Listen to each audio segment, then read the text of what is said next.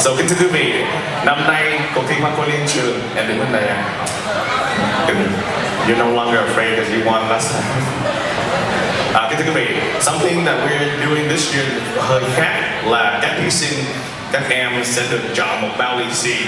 Trong bao lì xì này sẽ có một câu hỏi được đưa cho một người ban giám khảo ở dưới đó để đặt câu hỏi cho các em.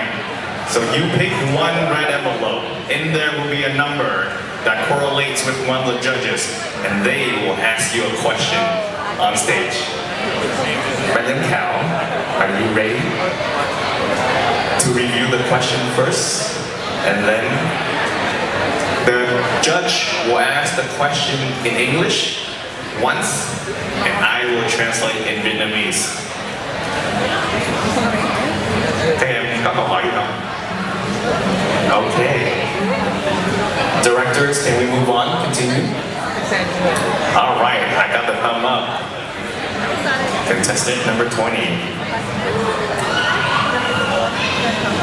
Okay, hay bây giờ mình làm như vậy đi. Contestant number 20, you stay here. Các em move back 3 steps for me, please.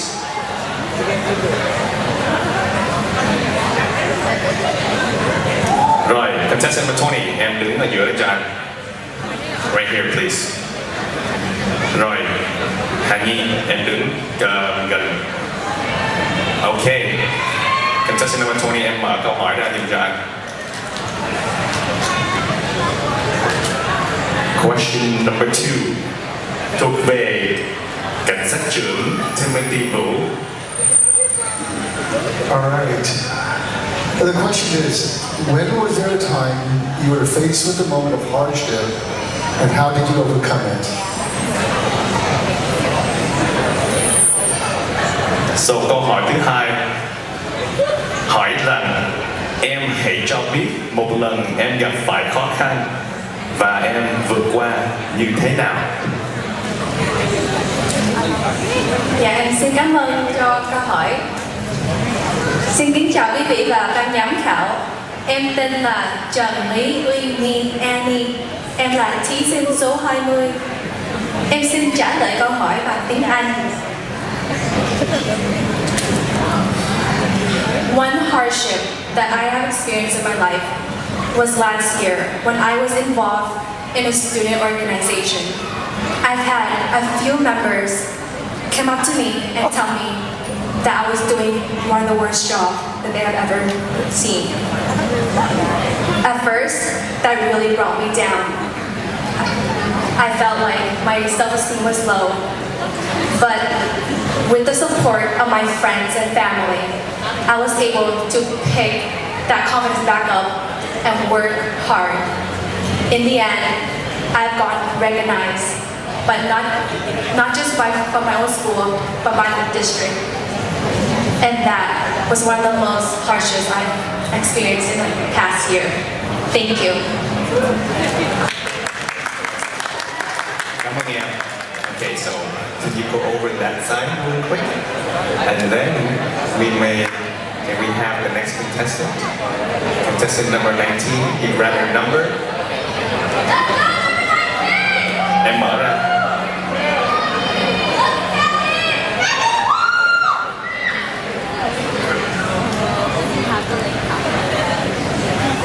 Cho khán giả coi question số mấy.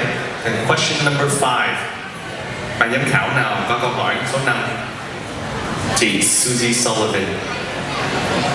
The question is, during 2018 Miss Universe pageant, there were many different contests by fellow companies directed towards contestants who did not speak English well, including Miss Vietnam.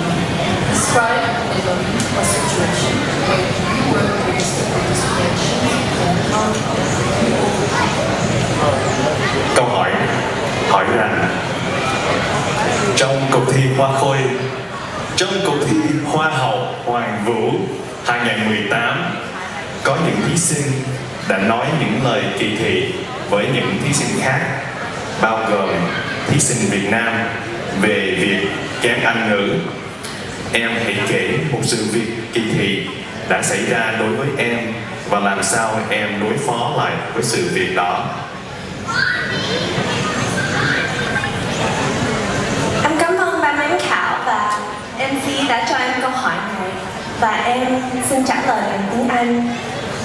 Hi guys, my name is Kathy and I'm contestant number 19. To answer this question, I have to bring you guys back to a time when I was 5 years old and I had moved over from Vietnam to Guam with only one language, one outfit, one hairstyle, and my language, which was Vietnamese.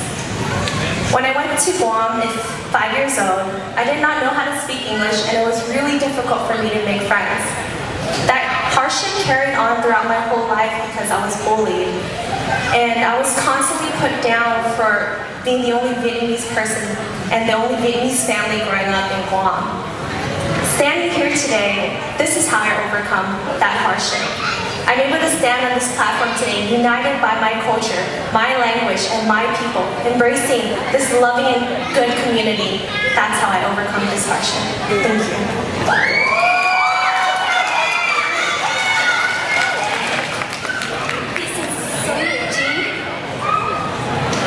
All right, next contestant number 18.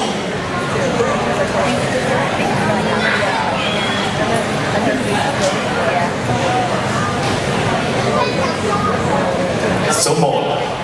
Question number 1. Do cảnh sát trưởng Timothy Vũ. The question is, what is the most important virtue you hold in your life, and why does it matter to you?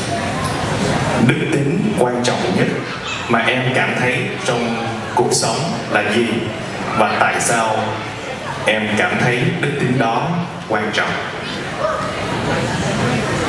Dạ, em xin cảm ơn câu hỏi ạ. Em tên là Nguyễn Ngọc Thiên Trang, em là thí sinh số 18 và sau đây em sẽ trả lời câu hỏi của mình. Em nghĩ đức tính quan trọng nhất trong cuộc sống mà đối với em đó là sự thật thà. Tại vì đối với em, khi mà mình làm một cái điều gì đó mình bằng thật trong tâm của mình thì mình có thể đem đến những cái cảm xúc, những cái cố gắng của mình để cho người khác thấy là mình thực sự cố gắng như vậy. Mình thật thà, mình cứ làm thôi. Tại vì ba em đã từng dạy với em rằng một khi mà mình thật thà với người khác thì nếu một người nào đó không trân trọng cái điều đó, đôi lúc mình cũng sẽ có được một cái sự thật thà, thật tình, thật tâm của từ những người khác đối lại với mình. Em xin cảm ơn. Cảm ơn thí sinh. Rồi kế tiếp xin em chọn một bao lì xì và đứng ở giữa này and open it and show the audience what number you got. Number 7. Question number 7. Câu số 7.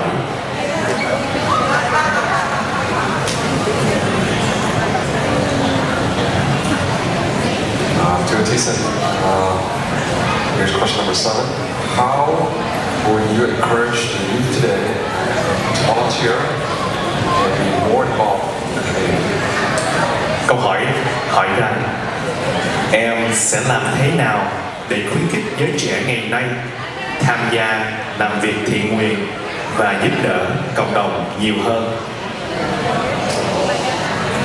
Thank you for your question.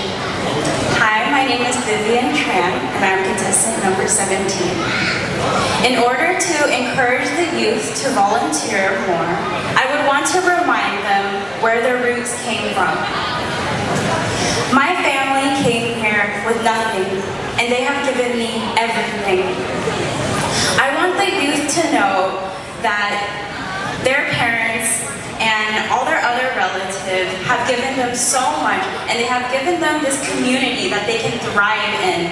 And overall, I would want them to know that it is important to give back to your community and to remember your roots. Thank you. Cảm ơn thí sinh số 17. Xin mời em qua bên trái. Thí sinh kế tiếp, thí sinh số 16.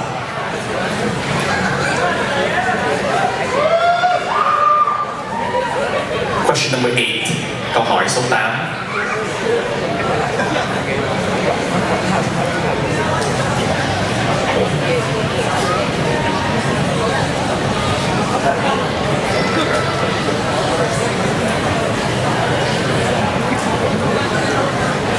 nhờ bác sĩ trên bình chân. To Jason, what do you believe is more important, life experience or education? Em nghĩ điều gì quan trọng hơn, kinh nghiệm cuộc sống hay là học vấn và tại sao?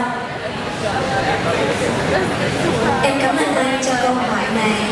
Và một lần nữa em xin kính chào quý vị và ban giám khảo. Em tên là Đại Anh Bùi Kim Bình An. Em là thí sinh số 16. Em xin trả lời câu hỏi này bằng tiếng Anh. To me, I would say that education is more important. Growing up in a family whose parents immigrated from Vietnam to America with nothing on their backs but the crows, they gained so much from going to school, and despite growing up with nothing, they are currently prospering and thriving as individuals. So I encourage you all today to be able to value your education and to take part in a community, and in order to make yourself a better person and develop as an individual, you must get an education.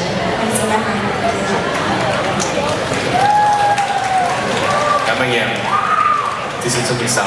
Kế tiếp chúng ta có contestant number 11, thí sinh số 11, em mở ra cho anh. Question number 10, số 10. So, what does the áo dài mean to you? Áo dài Việt Nam có ý nghĩa gì đối với em? Cảm ơn anh cho câu hỏi này. Em một lần nữa xin kính chào quý vị và ban giám khảo. Em tên là Trần Khoi Lien. Em xin giải thích bằng tiếng Anh. The Vietnamese traditional dress, the áo dài, to me means tradition and honor. Growing up, my parents put me in the áo dài, and I didn't understand what it was or where it came from. But as I got older and I learned more about my culture, my heritage, and I found the beauty in the clothes that we wear and the áo dài that is on our body. It perfectly shapes our body and accents all the important parts, and it makes me feel beautiful. It makes every woman empowered. Em xin cảm ơn. Thank you, contestant number 11, thí sinh số 11. Cảm ơn em. Kế tiếp, thí sinh số 8. Rồi. Mở ra nè, em mở ra.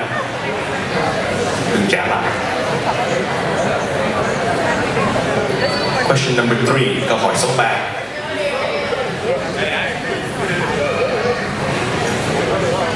Recently, there has been a social phenomenon where we compare images of who we were 10 years ago to now. What advice would you give to your past self 10 years ago? Gần đây, nhiều em trên mạng xã hội so sánh hình ảnh của mình bây giờ và 10 năm trước. Nếu em phải khuyên mình của 10 năm trước thì em sẽ nói gì?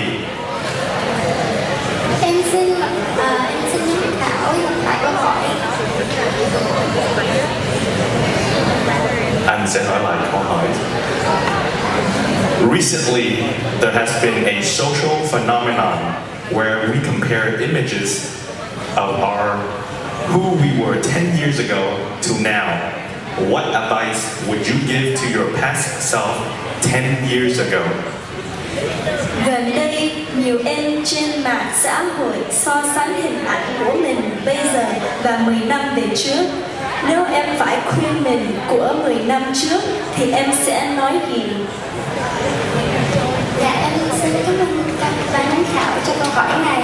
Và một lần nữa, em xin kính chào toàn thể quý vị khán giả và ban giám khảo. Dạ, câu trả lời của em là nếu mà em có thể khuyên em gì về 10 năm trước, đó là mình hãy tự tin hơn. Nhưng mà em rất tự hào Dạ em xin tiếp tục bằng tiếng Anh. Advice that I would give myself 10 years ago is to just continue to be confident because I felt like I lost a sense of that as I was growing up.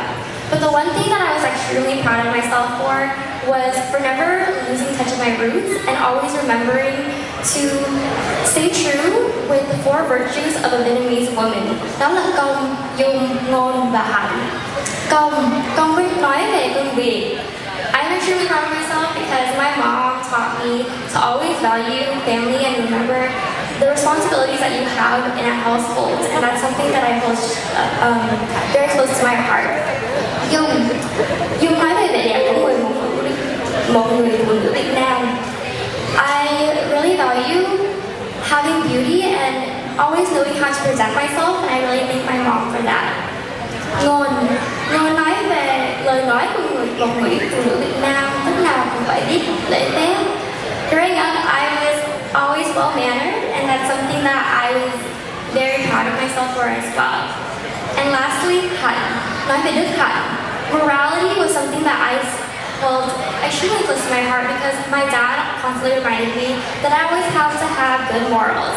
And I think that if I was more confident 10 years ago, then I would be able to execute and just carry that on with me even longer and more strongly than I did throughout my life. Em xin cảm ơn. Thank you, thí sinh số 8, thank you.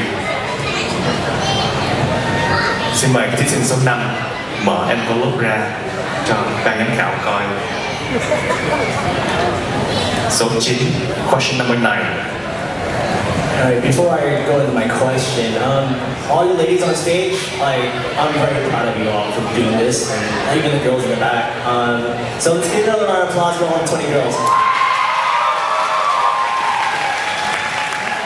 Cool, so on to my question here. So we live in a society where social media is such a huge tool, right, just for anything, and but the biggest thing it does cause is it affects our self-confidence in the youth.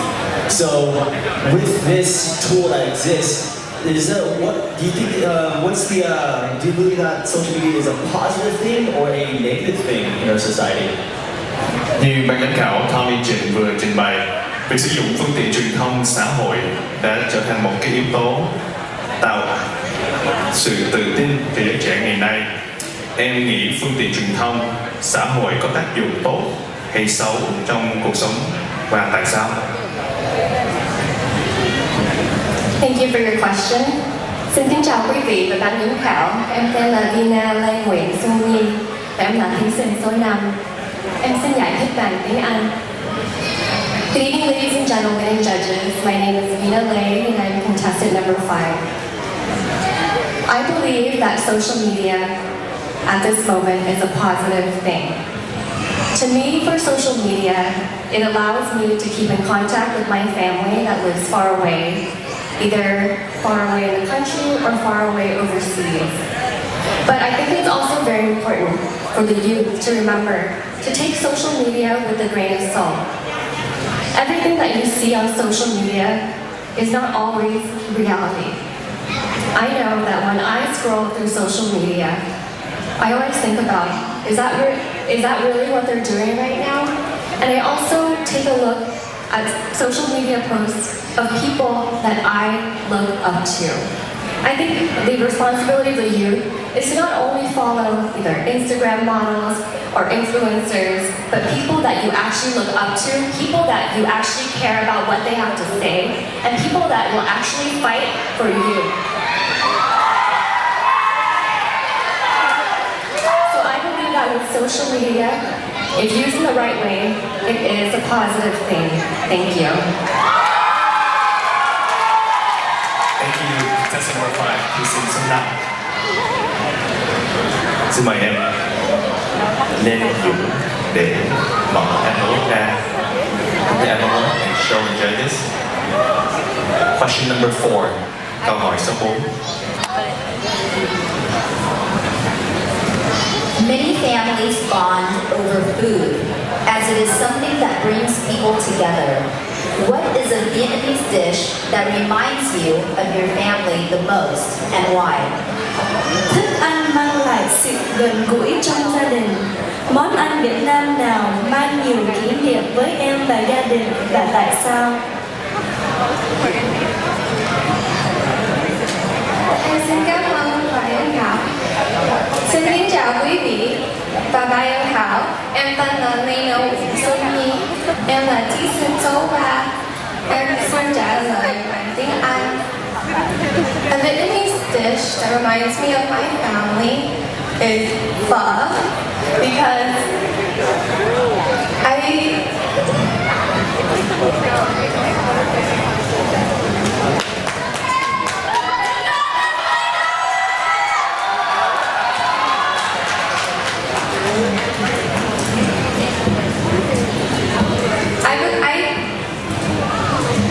believe pho, it's a very special dish because it takes a lot of time to make. And I remember my family would gather around and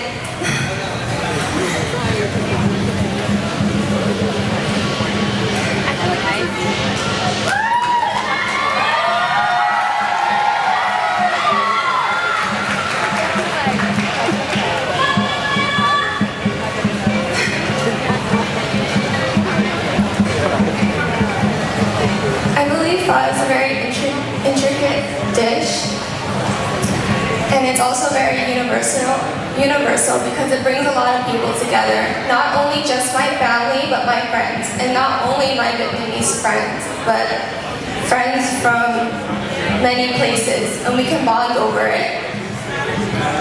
It's something that brings us all together in a way, and it's simply just something we all love and tastes good. Thank you. Thank you. This is so bad. Contestant number 3. And last but not least, contestant. Contestant number 1 mở ra cho ban giám khảo coi. Số 6, number 6.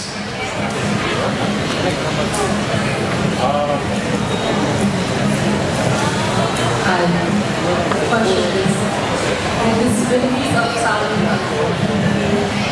what's the opportunity every year? If you had a choice, what do you like? Cuộc thi Hoa Khoi Lien Truong thường bỏ nhiều công sức và nỗ lực với các hoạt động từ thiện hàng năm. Nếu em có một sự lựa chọn để cống hiến cuộc đời cho một điều gì đó, thì em sẽ chọn điều gì và tại sao? Em xin cảm ơn bạn giám khảo cho em câu hỏi. Em xin trả lời bằng tiếng Anh.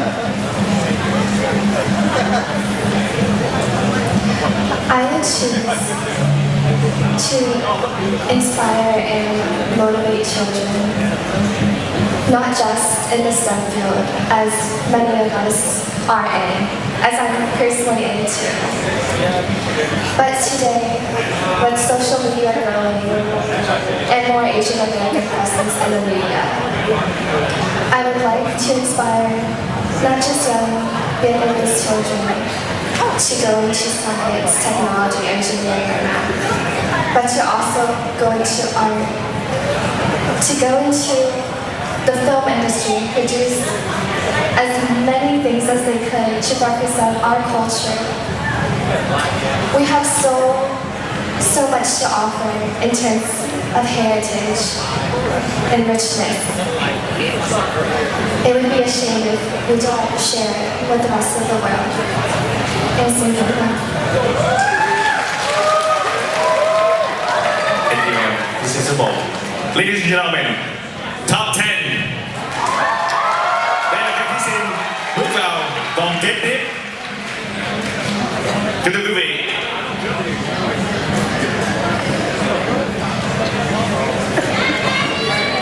all right, we can move on. Kính thưa các thí sinh, you guys can turn right and exit the stage really quick. Thank you. And please prepare for your next portion. Các em chuẩn bị cho vòng kế tiếp. This round includes the top 5 contestants answering the same question, but they will not be able to listen to it, so they're all being hidden right now. But before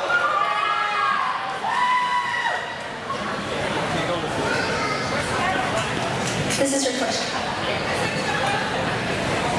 This year's 10th festival theme is Stories of Our Heritage, hướng về cội nguồn.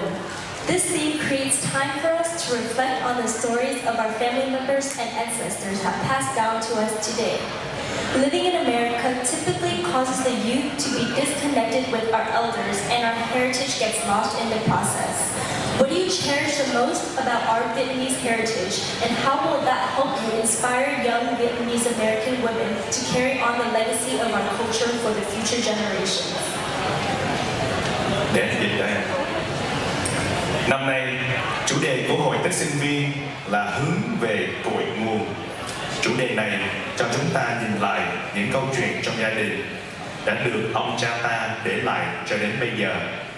Sống tại Hoa Kỳ, giới trẻ thường không có sự liên kết với các bậc trưởng thượng và bị mất đi nguồn cội. Em quý nhất điều gì trong văn hóa của chúng ta và em sẽ làm gì để khích lệ những phái nữ trẻ người Mỹ gốc Việt tiếp tục giữ nét văn hóa tốt đẹp này cho thế hệ mai sau. Cảm ơn anh chị cho câu hỏi này. Và một lần nữa em xin kính chào quý vị và ban giám khảo. Em tên là Đài Quận Kim Bình An. Em là thí sinh số 16. Em xin trả lời câu hỏi này bằng tiếng Anh. To me, the Vietnamese culture is extremely important, and the most significant part of our culture is our language. When I first decided to answer this question, I said, em xin trả lời bằng tiếng Anh, because I was not comfortable speaking and answering this question in Vietnamese. And I think that is something that the youth is facing nowadays. There's a great dissonance between our culture, our roots, and the new generation. So I encourage all of the youth nowadays to really embrace your heritage, to know where your roots are, and to understand your culture a little bit more. So with that, I would like to thank my parents for enrolling me in Việt ngữ when I was young, so that I was able to immerse myself in the Vietnamese culture and understand where I came from. Em xin cảm ơn.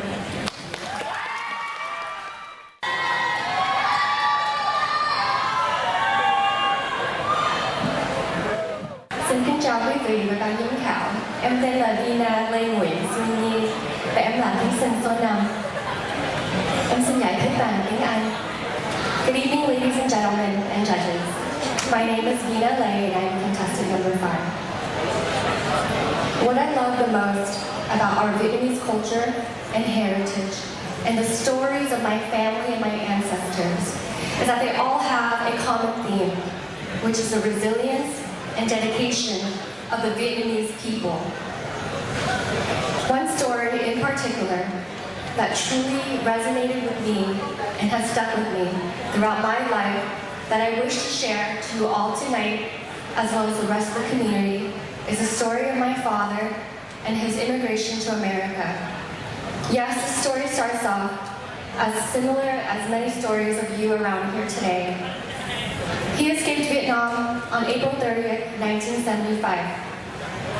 I knew the story since I was little, but a couple years ago, during the 40th anniversary of Black April, I truly understood the story more because I knew what details of the soul belongings that he brought with him to America. Those 3 soul belongings was a piece of gold given by his mother, pictures of his friends at home, and a stack of trigonometry flashcards. What these soul belongings illustrated for me was the importance of your family's support, represented by the gold. The trigonometry flashcards representing the importance of the education that my parents always instilled in me. And the picture of his friends representing the loyalty that you should always have for the people that are important to you. I believe that sharing these stories of our culture, of our heritage, we can encourage the youth to speak to their ancestors ancestors to speak to their relatives and to hear these stories in order to pass on these stories to the younger generations, to the future generations, to make sure that our Vietnamese culture is alive and well, generations and generations on from today. Thank you.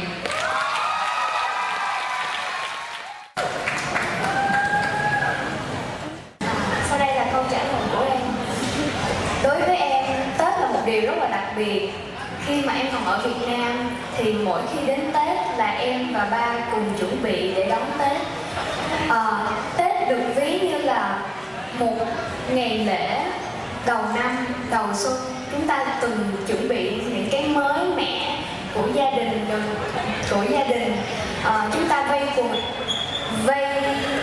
vây quanh nhau, chia sẻ cho nhau những cái niềm vui mới trong năm mới, luôn luôn cái cảm giác đó rất là ấm cúng. Khi mà qua bên đây em ở với mẹ thì em cũng được cái cảm giác là ăn Tết cùng với gia đình, mặc dù cũng rất là nhớ ba. Điều mà em cảm thấy hướng về cội nguồn của ông cha ta đã để lại là em rất khâm phục những người xưa, những vị nữ chiến ở Việt Nam, cũng giống như Trinh Trắc, Trinh Nhị. Họ đã rất là mạnh mẽ, kiên cường, giành lại độc lập cho đất nước. Người phụ nữ Việt Nam luôn luôn mạnh mẽ và có sức hy sinh rất là lớn để tạo ra cái cuộc sống như ngày hôm nay là nhờ phần lớn là phụ nữ. Tết đối với em nghĩ là nếu mà có thể em sẽ chia sẻ với các bạn trẻ hoặc là những cái thế hệ trẻ sắp tới luôn luôn phải giữ cái lửa Tết để mà có thể chia sẻ cùng với gia đình, bạn bè trong những niềm vui như vậy ạ.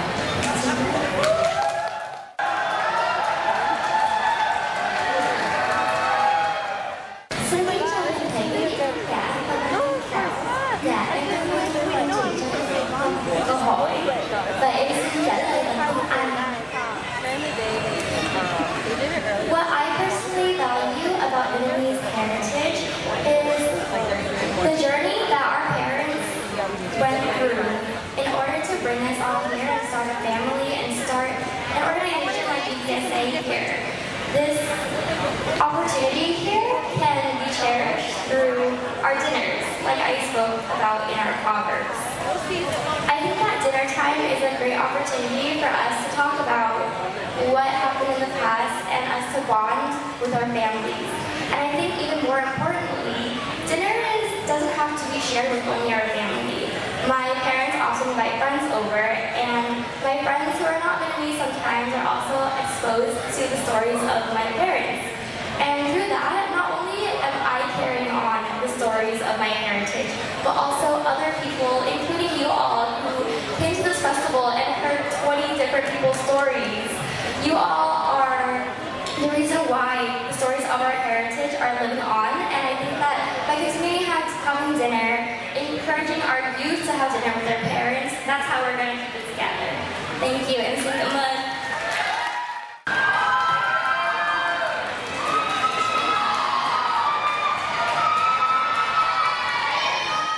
For your question. The thing that I cherish most about my Vietnamese heritage is food. Growing up, I was surrounded by all sorts of food, especially from my grandma.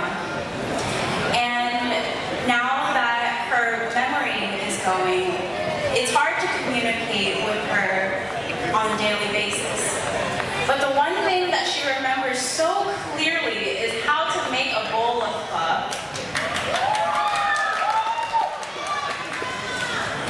No matter what, her pho always tastes the same, and it's hard to compare her pho to restaurant pho. It's just so different. I would want to use food as a way for the Vietnamese American youth to connect to their heritage and their culture. And in terms of Vietnamese American women, I want them to know that those who came before them were so strong. And we are the epitome of the American dream. Thank you.